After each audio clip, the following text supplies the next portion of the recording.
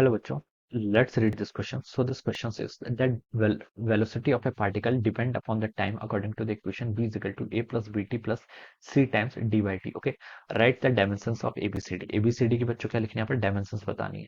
तो इस क्वेश्चन का बच्चों की कॉन्सेप्ट आप क्या लिख लीजिए, dimensions लिख लीजिए या फिर homogeneity principle लिख लीजिए. ओके, dimensions या फिर homogeneity principle will be the key concept of this question. Okay, dimensions. Okay, homogeneity principle ये बताता है कि only those quantities are added, वही क्वांटिटी ऐड होंगी जिनकी डायमेंशन क्या रहती है, आपकी सेम रहती है. ठीक है, अब देखिए आपको गिवन कर रखा है एक्सप्रेशन में v is equal to A plus B T plus कितना आपका c divided by D plus T. Okay, यहाँ पर देखिए हम क्या बता सकते हैं, क्वांटिटी ऐड हो रही है तो a की जो डायमेंशन होनी चाहिए वही डायमेंशन आपकी bt की होनी चाहिए.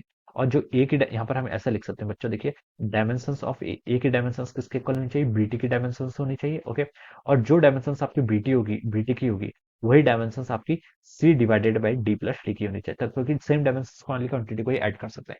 जैसे मीटर से मीटर ऐड कर सकते हैं, लेकिन मीटर से आप किलोग्राम को ऐड नहीं कर सकते. ओके, तो ये आपकी डायमेंशंस को वॉलेट कर देगा. और ये किसके इक्वल होनी चाहिए, डायमेंशंस ऑफ वेलोसिटी. वेलोसिटी की डायमेंशंस क्या होती है, एल टी माइनस वन. तो इतना बच्चों आपको यहाँ से क्या पता चल गया. ठीक है, सी और डी बाई टी इन दोनों की डायमेंशन आपके डिफरेंट होनी चाहिए. ठीक है, एडिशन और सब्सट्रैक्शन के लिए रूल है, डिवीजन के लिए हम बता सकते हैं कि इनकी डायमेंशन कुछ भी हो सकती है. ठीक है, लेकिन हम इतना जरूर बता सकते हैं कि आपकी जो डी प्लस टी है, देखिए यहाँ से आपकी डी प्लस टी भी देखिए एक ऐसी टर्म है, तो जो डायमेंशन आपकी टाइम की है वही डायमेंशन आपकी डी की होनी चाहिए. तो बच्चों एक अंतर में ये पता चल गया कि आपकी डायमेंशन होगी किसकी, डी की, वो किसके इक्वल होनी चाहिए, आपकी टाइम की डायमेंशन होनी चाहिए.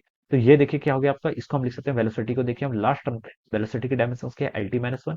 ये किसके इक्वल होनी चाहिए, dimension of C divided by D plus T. Okay, dimensions of C आपको क्या करना है, यहाँ पर फाइंड आउट करके बताना है, divided by dimensions of D plus T. Okay, इसके डायमेंशंस आपकी टाइम होनी चाहिए तो उसको हमने टाइम लिख लिया. तो बच्चों इतना भी आपको पता चल गया, जो आपकी डायमेंशंस ऑफ सी होगी, ओके, सी से हम मल्टीप्लाई कर देंगे, वो किसके इक्वल होनी चाहिए, लेंथ के इक्वल होनी चाहिए. तो एक रिजल्ट और पता चल गया, डायमेंशंस ऑफ सी आपकी लेंथ के डायमेंशंस के इक्वल होनी चाहिए. ए की डायमेंशंस बतानी है, ए की डायमेंशंस तो सबसे ही चाहिए, ए की डायमेंशंस किसके इक्वल होगी, वेलोसिटी के इक्वल ही होगी. ठीक है, डायमेंशंस ऑफ ए किसके इक्वल है यहाँ से, वेलोसिटी के इक्वल. तो एल टी माइनस वन यहाँ पर आप लिख लीजिए इसको, एल टी माइनस वन, और इसको आप कैपिटल टी से डिनोट कर लीजिए. Okay, capital T.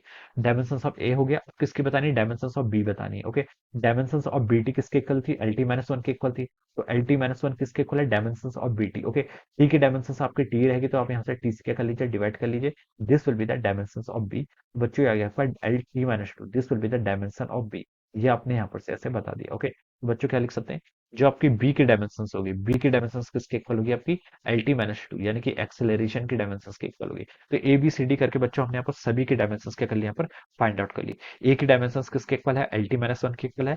बी की डायमेंशंस किसके इक्वल है, एल टी माइनस टू के इक्वल है. सी की डायमेंशंस किसके इक्वल है, एल के इक्वल है. और डायमेंशंस ऑफ किसकी, डी, डी की डायमेंशन आपकी टाइम के इक्वल है. ठीक है, तो चारों की डायमेंशंस हमने क्या कर लिया, यहाँ पर कैलकुलेट करके बता दी. यही हमसे क्वेश्चन में पूछा था. So this will be the result. Okay, तो बहुत ही सिंपल क्वेश्चन है, हम इस तरीके से क्या कर सकते हैं, उसको सॉल्व करके बता सकते हैं. Alright, so I hope you all understood this concept. All the best and thank you so much.